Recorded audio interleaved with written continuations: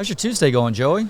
It's going great, man. Yeah? Like it's football time whenever media day happens. I mean, we're that much closer to kickoff. You're obviously a Lubbock guy, but does it feel good to come back to the Metroplex every so often to get to promote the brand that is Texas Tech? Yeah, it does. We have such a great alumni base here in Dallas-Fort Worth, and I spent a good deal of my career, coaching high school in the Metroplex, and so it's always fun to come back and be around some great people.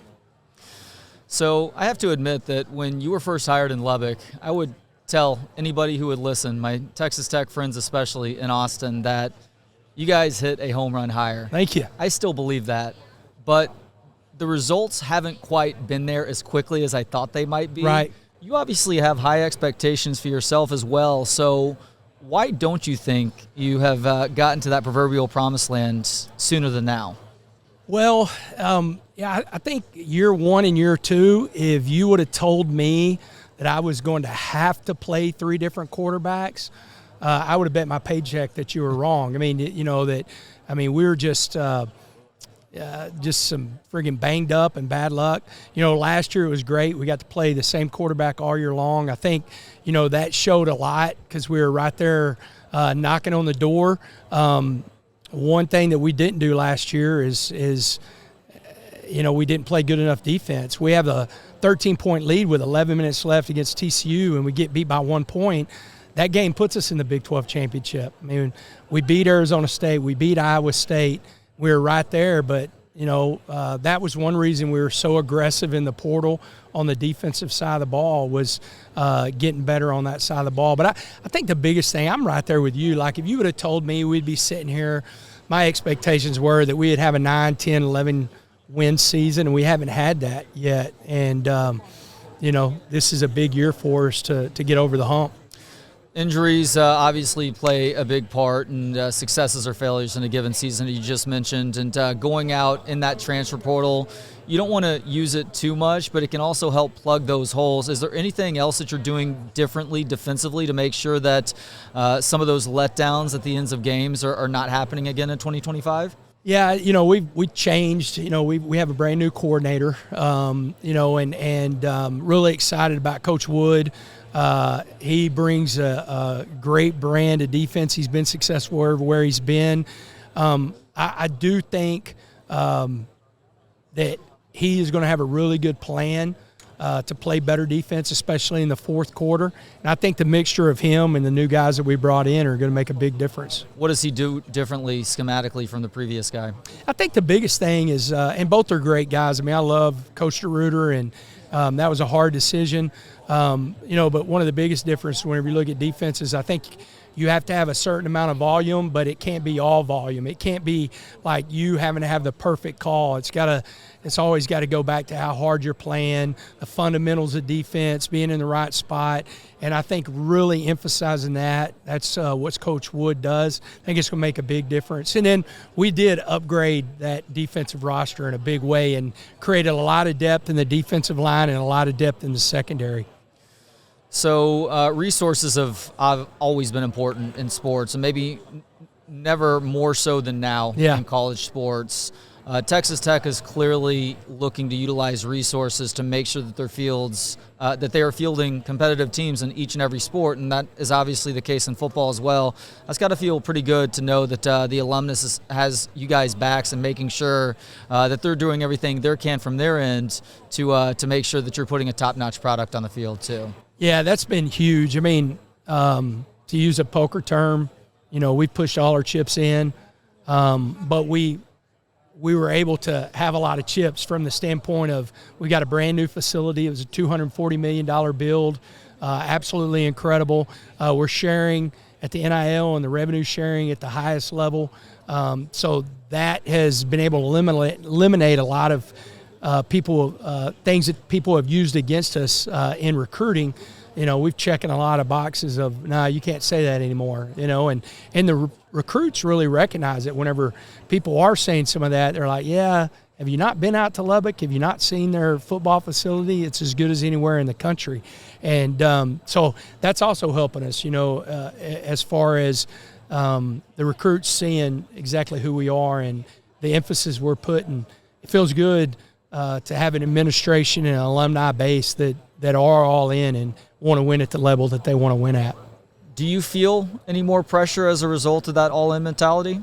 Man, I always tell everybody, and unless you understand Texas high school football, you really don't believe this statement. But when I was hired in 2003 in Dallas, Texas, at Cedar Hill, in the Dallas Morning News, they were asked why they let the previous coach go, and the superintendent said he didn't win enough games. At that moment, at 31 years old, I realized if I want to keep my job, I have to win.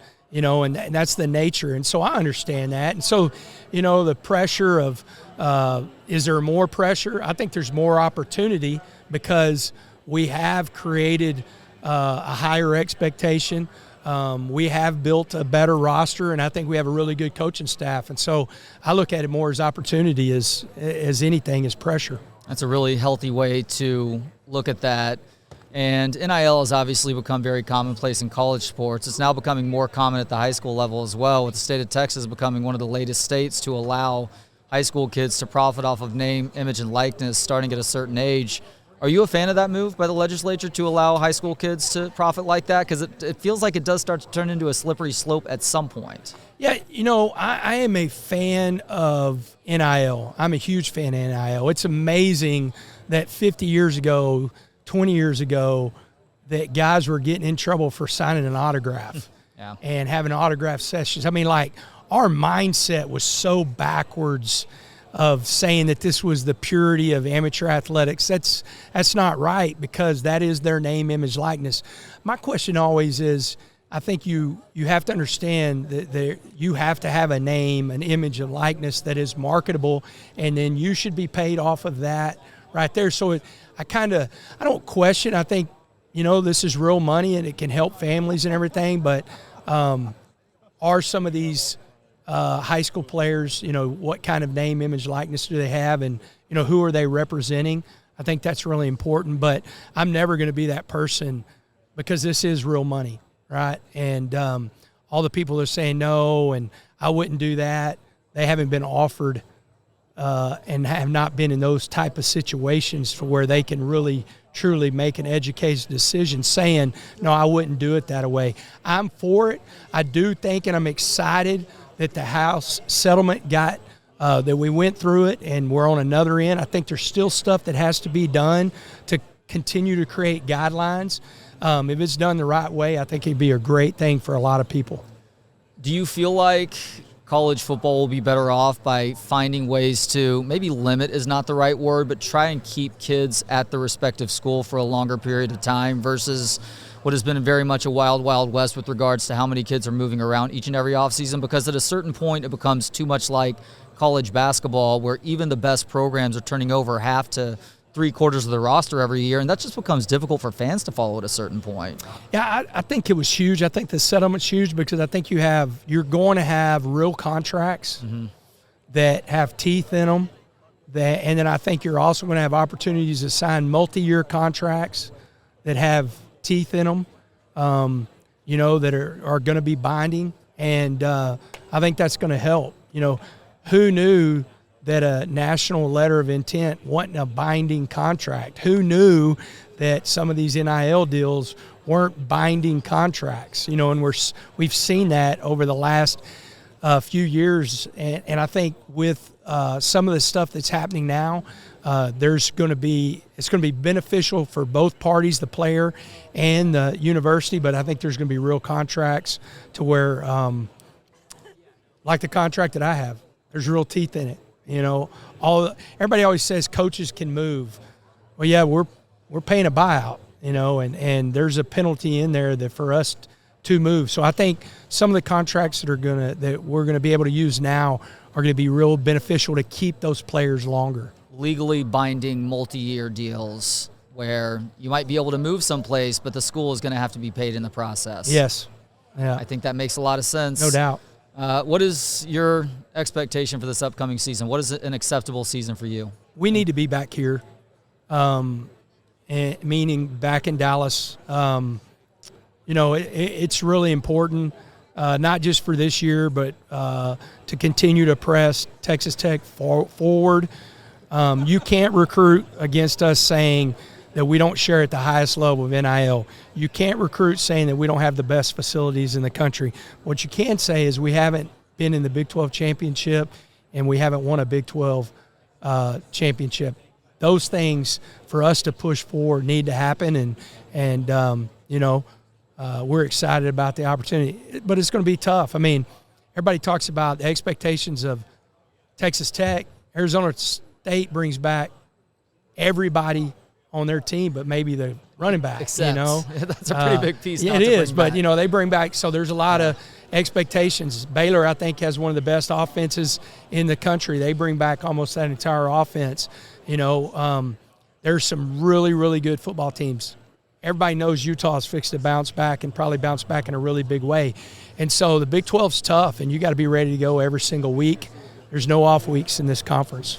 You guys haven't been to a Big 12 championship game yet. It's like what my wife always tells our young kids when they're complaining that they haven't done something. No, you haven't done something yet. Yeah. Think about it like that, and that's going to help you work towards that ultimate goal. All right, final question now, Joey. It's always a pleasure catching up with you. What do you love about football? I love the game. I think it's so much. I know it's cliche, but it's so much about life. There's so many highs and lows in every single moment. Every single play has a life and a death of its own, and good things happen and bad things happen. And I think it teaches so much about how to deal with the highs and lows of life, and I don't think there's a game like it, because I think there's other games that you're tired and you're adverse, but you're not getting hit in every play, and you're not facing another man putting his hands on you physically and try to dominate you. And I think that really helps men grow into the men that they're supposed to become. Sports in general are so important for teaching how to work hard to get better at something, and learn how to work well with others, and learn how to not only deal with hopefully winning, but maybe more importantly losing. No doubt. He is Texas Tech coach Joey McGuire. I have the Red Raiders picked as one of my Big 12 teams making the college football playoff this year. Joey, appreciate you. Please make me look smart. Thank you so much for the time. Thank you.